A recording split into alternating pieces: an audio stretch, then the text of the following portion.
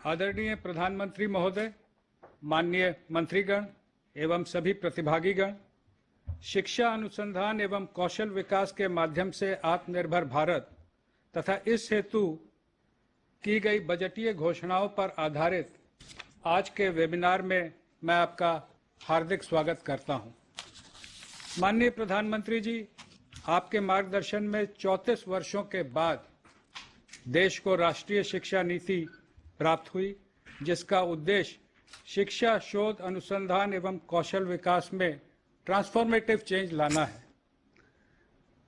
माननीय महोदय, इस वर्ष का बजट इसी कड़ी में, इसी श्रृंखला में एक और कदम है और हम आभारी हैं कि नेशनल रिसर्च फाउंडेशन हेतु 50,000 करोड़, अप्रेंटिसशिप योजना के लिए 3,054 करोड़, एजुकेशन हब बनाने के लिए glue grant, deep ocean mission, hydrogen energy mission, Ladakh में नया केंद्रीय विश्वविद्यालय, स्कूल शिक्षा में आमूल परिवर्तन जैसे प्रावधान निश्चित रूप से देश के शिक्षा, शोध, अनुसंधान एवं कौशल विकास को और अधिक तीव्र गति से बढ़ाएंगे।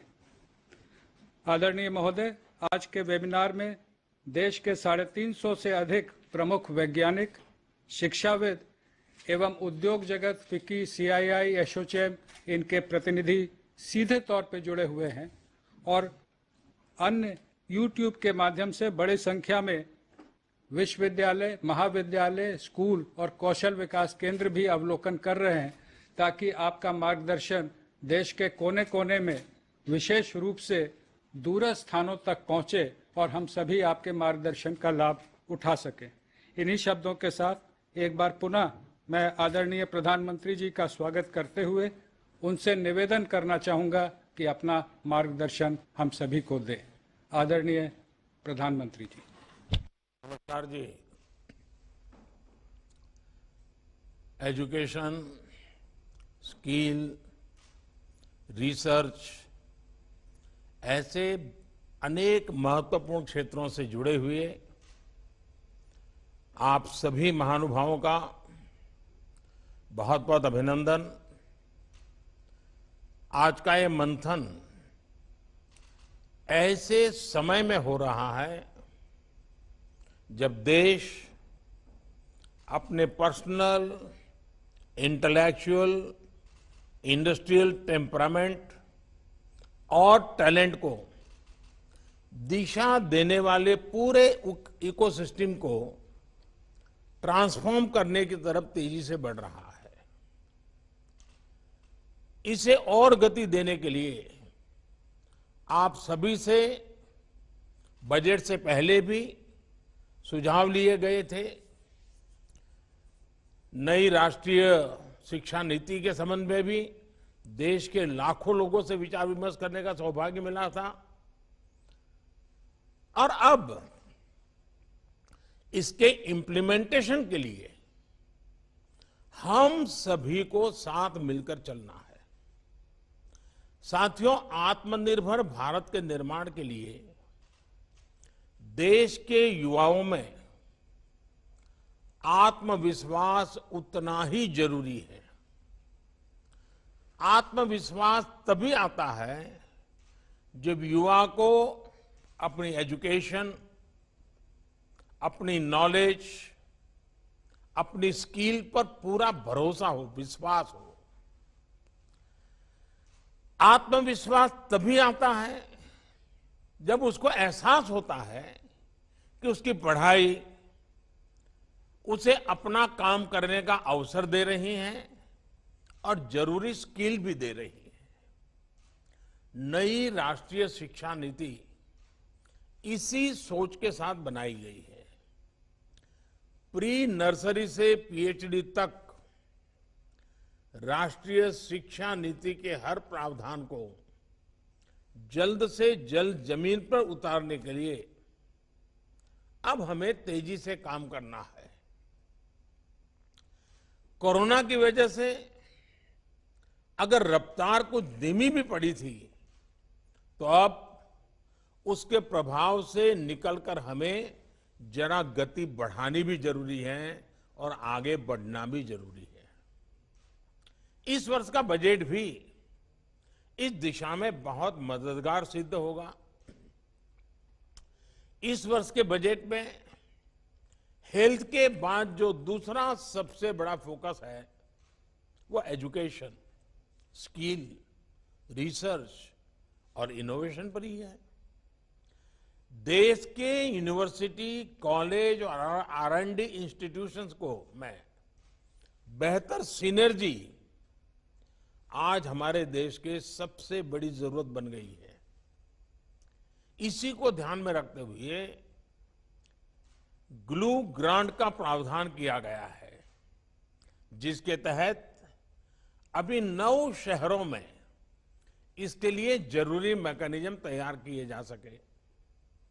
साथियों, अप्रेंटिसशिप पर, स्किल डेवलपमेंट और अपग्रेडेशन पर इस बजट में जो बल दिया गया है वो भी अभूतपूर्व है। इस बजट में इनको लेकर जितने भी प्रावधान किए गए हैं, हायर एजुकेशन को लेकर देश की अप्रोच में एक बहुत बड़ा शिफ्ट लाने आने वाला है। बीते वर्षों में एजुकेशन को एम्प्लॉयबिलिटी और एंटरप्रेन्योर कैपेबिलिटीज उससे जोड़ने का जो प्रयास किया गया है, ये बजट उनको और विस्तार देता है। इन्हीं प्रयोगों का परिणाम है कि आज साइंटिफिक पब्लिकेशन के मामले में भारत टॉप 3 देशों में आ चुका है।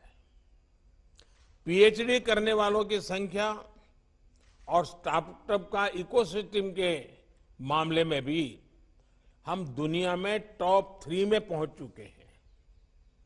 ग्लोबल इनोवेशन इंडेक्स में भारत दुनिया की टॉप 50 इनोवेटिव कंट्रीज में शामिल हो चुका है और निरंतर सुधार कर रहा है। उच्च शिक्षा, रिसर्च और इनोवेशन को निरंतर प्रोत्साहन से हमारा स्टूडेंट्स और यंग साइंटिस्ट के लिए नए अवसर बहुत ज्यादा बढ़ रहे हैं। और अच्छी बात ये भी है कि R&D में बेटियों की भागीदारी में एक अच्छी, संतोषकारक वृद्धि देखने को मिल रही है। साथियों, पहली बार देश के स्कूलों में अटल टिंकरिंग लैब से लेकर उच्च संस्थानों में अटल इंक्यूबेशन सेंटर्स, इस पर फोकस किया जा रहा है। देश में स्टार्टअप्स के लिए हैकेथॉन्स की नई परंपरा देश में बन चुकी है, जो देश के युवाओं और इंडस्ट्री दोनों के लिए बहुत बड़ी ताकत बन रही है। सिर्फ national initiative for developing and harnessing innovation, इसके माध्यम से ही 3,500 से ज्यादा स्टार्टअप्स नर्चर किए जा चुके हैं। इसी तरह the national super computing mission के तहत परम शिवाय, परम शक्ति और परम ब्रह्मा नाम से 3 super computer IIT BHU, IIT Kharagpur और आईसर पुणे में स्थापित किए जा चुके हैं। इस वर्ष देश के 1 दर्जन से ज्यादा संस्थानों में ऐसे सुपर कंप्यूटर स्थापित करने की योजना है। IIT खड़गपुर, IIT दिल्ली और BHU में 3 सोफिस्टिकेटेड एनालिटिकल और टेक्निकल हेल्प इंस्टीट्यूट साथी भी सेवा दे रहे हैं। इन सारे कार्यों के बारे में बात करना आज इसलिए जरूरी है क्योंकि ये सरकार के विजन, सरकार के अप्रोच को दिखाता है। 21वीं सदी के भारत में 19वीं सदी की सोच को पीछे छोड़कर ही हमें आगे बढ़ना होगा। साथियों, हमारे यहां कहा गया है, व्यय कृते वर्धते एवं नित्यम विद्याधनम सर्वधन प्रधानम। यानी विद्या ऐसा धन है जो अपने पास तक सीमित रखने से नहीं बल्कि बांटने से बढ़ता है। इसलिए विद्या धन विद्या दान श्रेष्ठ है। नॉलेज को रिसर्च को सीमित रखना देश के सामर्थ्य के साथ बहुत बड़ा अन्याय है। इसी सोच के साथ स्पेस हो, एटॉमिक एनर्जी हो, डीआरडीओ हो, एग्रीकल्चर हो, ऐसे अनेक सेक्टर्स के दरवाजे अपने प्रतिभाशाली युवाओं के लिए खोले जा रहे हैं। हाल में 2 और बड़े कदम उठाए गए हैं जिससे इनोवेशन, रिसर्च और डेवलपमेंट के पूरे इकोसिस्टम को बहुत लाभ होगा। देश को पहली बार मेट्रोलॉजी से जुड़े अंतर्राष्ट्रीय मानक पर खरा उतरने वाले इंडियन सॉल्यूशंस मिल चुके हैं और ये सिस्टम लगातार मजबूत किया जा रहा है। इससे R&D और हमारे प्रोडक्ट्स की ग्लोबल कॉम्पिटेंसी में बहुत सुधार आएगा। इसके अलावा हाल में जियो स्पेशियल डेटा को लेकर भी बहुत बड़ा रिफॉर्म किया गया है। अब स्पेस डेटा और इससे आधारित स्पेस टेक्नोलॉजी को देश के युवाओं के लिए, देश के युवा एंटरप्रेन्योर्स के लिए, स्टार्टअप्स के लिए खोल दिया गया है। मेरा आप सभी साथियों से आग्रह है कि इन रिफॉर्म्स का ज्यादा से ज्यादा उपयोग करें, ज्यादा से ज्यादा लाभ उठाएं। साथियों, इस वर्ष के बजट में इंस्टीट्यूशनल मेकिंग और एक्सेस पर और जोर दिया गया है। देश में पहली बार नेशनल रिसर्च फाउंडेशन का निर्माण किया जा रहा है। इसके लिए 50,000 करोड़ रुपए का प्रावधान किया गया है। इससे रिसर्च से जुड़े संस्थानों के स्ट्रक्चर से लेकर R&D, एकेडेमिया और इंडस्ट्री की लिंकेज को बल मिलेगा।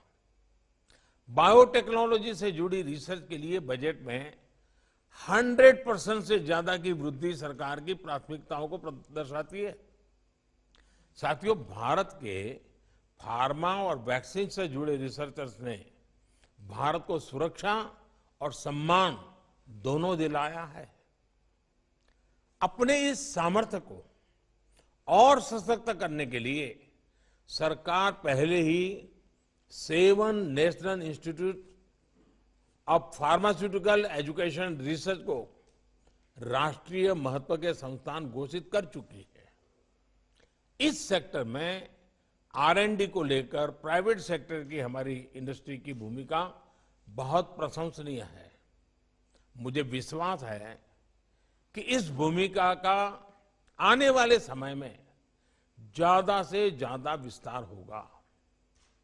साथियों, अब बायोटेक्नोलॉजी के सामर्थ्य का दायरा देश की खाद्य सुरक्षा, देश के पोषण, देश की कृषि के हित में कैसे व्यापक हो, इसके लिए प्रयास किए जा रहे हैं। किसानों की आय बढ़ाने के लिए, उनका जीवन बेहतर बनाने के लिए बायोटेक्नोलॉजी से जुड़ी रिसर्च में जो साथी लगे हैं, देश को बहुत उनसे उम्मीदें हैं। मेरा इंडस्ट्री के तमाम साथियों से आग्रह है कि इसमें अपनी भागीदारी को बढ़ाएं। देश में 10 biotech university research, joint industry translation cluster Urjit भी बनाए जा रहे हैं ताकि इसमें होने वाले इन्वेंशंस और इनोवेशंस का इंडस्ट्री तेजी से उपयोग कर सके। इसी तरह देश के 100 से ज्यादा एस्पिरेशनल डिस्ट्रिक्ट्स में बायोटेक किसान प्रोग्राम हो, Himalayan bio resources mission program हो या फिर consortium program on marine biological network हो, इसमें रिसर्च और इंडस्ट्री की भागीदारी बेहतर कैसे हो सकती है, इसके लिए हमें मिलकर काम करना है। साथियों, फ्यूचर फ्यूल, ग्रीन एनर्जी हमारी एनर्जी में आत्मनिर्भरता के लिए बहुत जरूरी है। इसलिए बजट में घोषित हाइड्रोजन मिशन एक बहुत बड़ा संकल्प है। भारत ने हाइड्रोजन व्हीकल का टेस्ट कर लिया है। अब हाइड्रोजन को ट्रांसपोर्ट के फ्यूल के रूप में उपयोगिता के और इसके लिए खुद को इंडस्ट्री रेडी बनाने के लिए अब हमें मिलकर आगे बढ़ना होगा। इसके अलावा समुद्री संपदा से जुड़ी रिसर्च में भी अपने सामर्थ्य को हमें बढ़ाना है। सरकार डीप सी मिशन लॉन्च भी करने वाली है। ये मिशन गोल ओरिएंटेड होगा और मल्टी सेक्टरल अप्रोच पर आधारित होगा, ताकि ब्लू इकोनॉमी के पोटेंशियल को हम पूरी तरह से अनलॉक कर सकें। साथियों, शिक्षण संस्थानों, रिसर्च से जुड़े संस्थानों और इंडस्ट्री के कोलैबोरेशन को हमें अधिक मजबूत करना है। हमें नए रिसर्च पेपर पब्लिश करने पर तो फोकस करना ही है। दुनिया भर में जो रिसर्च पेपर पब्लिश होते हैं, उन तक भारत के रिसर्चर्स की, भारत के स्टूडेंट्स की एक्सेस आसान कैसे हो, ये सुनिश्चित करना भी आज समय की मांग है।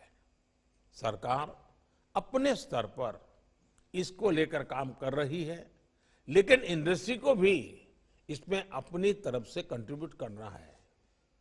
हमें याद रखना है कि एक्सेस और इंक्लूजन ये अनिवार्य हो गया है और एफोर्डेबिलिटी एक्सेस की एक बहुत बड़ी पूर्व शर्त होती है। एक और बात जिस पर हमें फोकस करना है वो है ग्लोबल को लोकल के साथ इंटीग्रेट कैसे करें। आज भारत के टैलेंट की पूरी दुनिया में बहुत डिमांड है। इसके लिए जरूरी है कि ग्लोबल डिमांड को देखते हुए स्किल सेट्स की मैपिंग हो और उसके आधार पर देश में युवाओं को तैयार किया जाए। इंटरनेशनल कैंपसेस को भारत में लाने की बात हो या फिर दूसरे देशों की बेस्ट प्रैक्टिसेस को कोलैबोरेशन के साथ एडॉप्ट करना हो, इसके लिए हमें कंधे से कंधा मिलाकर चलना होगा। देश के युवाओं को इंडस्ट्री रेडी बनाने के साथ साथ नई चुनौतियां, बदलती टेक्नोलॉजी के साथ स्किल अपग्रेडेशन करने के प्रभावी मैकेनिज्म के बारे में भी एक संगठित प्रयास की जरूरत है। इस बजट में ईज ऑफ डूइंग अप्रेंटिसशिप, इस प्रोग्राम से भी इंडस्ट्री और देश के युवाओं को बहुत लाभ होने वाला है। मुझे विश्वास है कि इसमें भी इंडस्ट्री की भागीदारी में विस्तार होगा। साथियों, स्किल डेवलपमेंट हो या फिर रिसर्च और इनोवेशन, वो कॉम्प्रिहेंशन यानी समझ के बिना संभव नहीं है। इसलिए नई राष्ट्रीय शिक्षा नीति के माध्यम से देश के एजुकेशन सिस्टम में ये सबसे बड़ा सुधार लाया जा रहा है। इस वेबिनार में बैठे तमाम एक्सपर्ट, तमाम शिक्षाविदों से बेहतर ये कौन जानता है कि विषय की समझ में भाषा का एक बहुत बड़ा योगदान होता है। नई नेशनल एजुकेशन पॉलिसी में स्थानीय भाषा के ज्यादा से ज्यादा उपयोग के लिए प्रोत्साहन दिया गया है। अब ये सभी शिक्षाविदों का, हर भाषा के जानकारों का दायित्व है कि देश और दुनिया का बेस्ट कंटेंट भारतीय भाषाओं में कैसे तैयार हो। टेक्नोलॉजी के इस युग में ये पूरी तरह से संभव है। प्राइमरी से लेकर उच्च शिक्षा तक भारतीय भाषाओं में एक बेहतरीन कंटेंट देश के युवाओं को मिले, ये हमें सुनिश्चित करना है।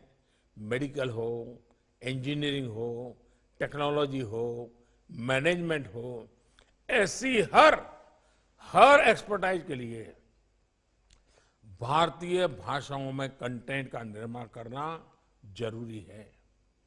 मैं आपसे जरूर आग्रह करूंगा कि हमारे देश में टैलेंट की कमी नहीं है। गांव हो, गरीब हो, जिसको अपनी भाषा के सिवाय और कुछ नहीं आता है, उसकी टैलेंट कम नहीं होती है। भाषा के कारण हमारे गांव के, हमारे गरीब की टैलेंट को हमने मरने नहीं देना चाहिए। देश की विकास यात्रा से उसको वंचित नहीं रखना चाहिए। भारत की टैलेंट गांव में भी हैं, भारत की टैलेंट गरीब के घर में भी हैं, भारत की टैलेंट किसी एक कोई बड़ी भाषा से वंचित रह गए हमारे देश के बच्चों में भी हैं। और इसलिए उस टैलेंट का उपयोग इतने बड़े देश के लिए जोड़ना बहुत जरूरी है। इसलिए भाषा के बैरियर से बाहर निकल करके हमें उसकी भाषा में उसकी टैलेंट को फलने फूलने के लिए अवसर देना, ये मिशन मोड में करने की जरूरत है।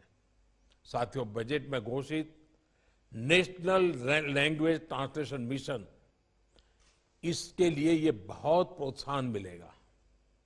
साथियों, ये जितने भी प्रावधान है, जितने भी रिफॉर्म्स है, इस सबकी भागीदारी से ही पूरे होने वाले हैं। सरकार हो, शिक्षाविद हो, एक्सपर्ट्स हो, इंडस्ट्रीज हो, कोलैबोरेटिव अप्रोच में हायर एजुकेशन के सेक्टर को आगे कैसे बढ़ाएं, इस पर आज की चर्चा में आपके सुझाव बहुत मूल्यवान रहेंगे, बहुत काम आएंगे। मुझे बताया गया है कि अगले कुछ घंटों में इससे जुड़ी 6 थीम्स पर यहां विस्तार से चर्चा होगी। यहां से निकलने वाले सुझावों और समाधानों से देश को बहुत उम्मीद है। और मैं आपसे ये आग्रह करूंगा कि अब नीति में ये बदलाव होना चाहिए या बजट में ये बदलाव होना चाहिए, वो समय पूरा हो चुका है। अब तो नेक्स्ट 365 डेज, 1 तारीख से ही नया बजट, नई स्कीम तेज गति से कैसे लागू हो जाए, ज्यादा से ज्यादा हिंदुस्तान के भूभाग पर वो कैसे पहुंचे, आखिरी व्यक्ति जहां पहुंचाना है वहां कैसे पहुंचे, रोड मैप कैसा हो, डिसीजन मेकिंग कैसा हो, जो छोटे मोटे हर्डल्स होते हैं इम्प्लीमेंटेशन में, उससे मुक्ति कैसे हो, इन सारे बातों पर जितना ज्यादा फोकस होगा आपका, उतना ज्यादा लाभ 1 अप्रैल से ही नया बजट लागू करने में होगा। हमारे पास जितना समय है मैक्सिमम उपयोग करने का इरादा है। मुझे विश्वास है कि आपके पास अनुभव है, भिन्न भिन्न क्षेत्रों का अनुभव है, आपके विचार, आपके अनुभव और कुछ न कुछ जिम्मेवारी लेने की तैयारी हमें इच्छित परिणाम जरूर देंगे। मैं आप सबको इस वेबिनार के लिए, उत्तम विचारों के लिए, बहुत ही परफेक्ट रोड मैप के लिए अनेक अनेक शुभकामनाएं देता हूं। बहुत बहुत आभार।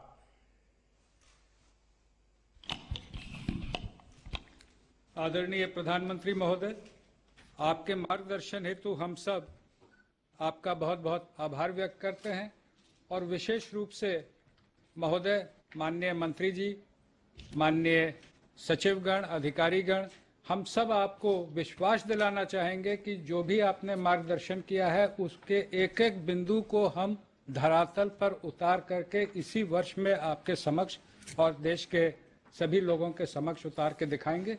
आपका बहुत बहुत आभार।